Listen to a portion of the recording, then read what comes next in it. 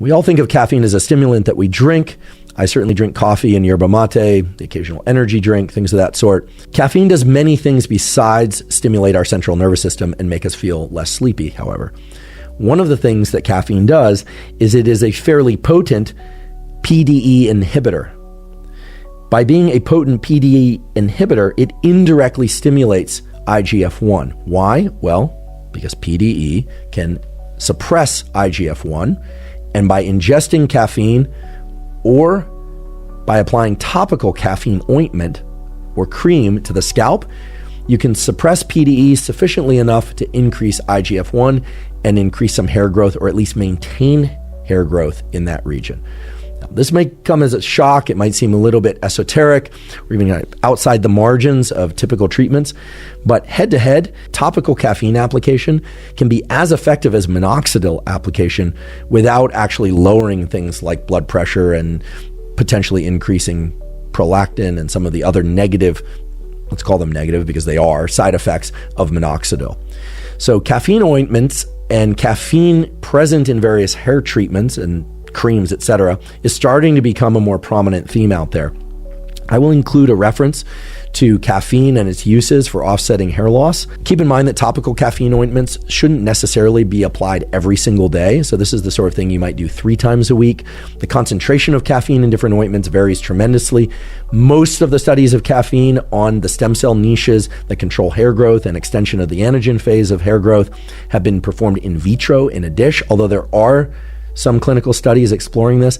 They are not nearly as extensive in number or duration as the studies of minoxidil, because this approach just hasn't been around quite as long.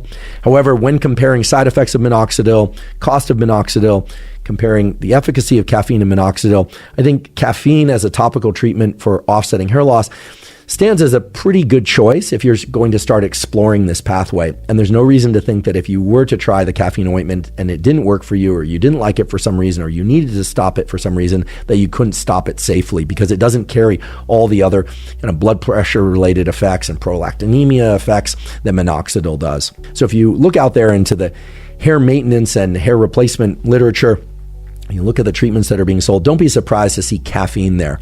And also, don't be surprised when I tell you what I'm about to tell you now, which is, no, you can't simply just drink more caffeine in order to accomplish the goal of offsetting hair loss. It is true that when you ingest caffeine, it goes systemically.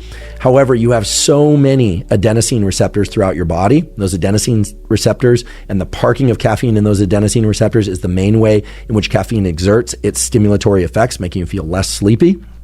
So it does that because then adenosine can't have its effects, which are to make you sleepy.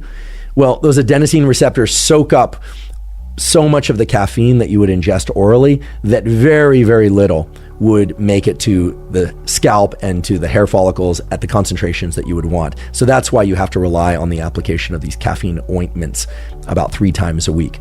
Keep in mind that no one has really explored the dosages of caffeine in these ointments in a systematic way. We're still in the early stages of all this, but I do think it's important to mention caffeine because of the lower incidence of side effects, at least reported side effects, and the general safety margins and the head-to-head, essentially comparable efficacy with minoxidil, because minoxidil has a bunch of other issues. Now, keep in mind that both minoxidil and caffeine are generally used as a preventative for reducing hair loss over time. They are not expected, and they do not, as far as we know, create new hair growth to any sufficient degree. If any of you have used caffeine ointments or minoxidil and observed new hair growth that was robust, please put that in the comment section. I'd be curious about those experiences. But as far as I know, and from the clinical literature that I read, there's no examples of that. One other point about caffeine, it does appear that caffeine can not only indirectly stimulate IGF-1 in the anagen phase of hair cell growth by way of reducing PDE and TGF-beta, but it also seems to reduce apoptosis, which is naturally occurring cell death of that stem cell niche. We've been talking a lot about the anagen or growth phase of hair. We also talked about the catagen, or the recession of that hair from the inside out. But remember that third phase, the telogen phase, where that whole bulb down at the bottom, the bulge as it's called, gets pinched off and the whole thing dies and takes the stem cells off to the grave with it.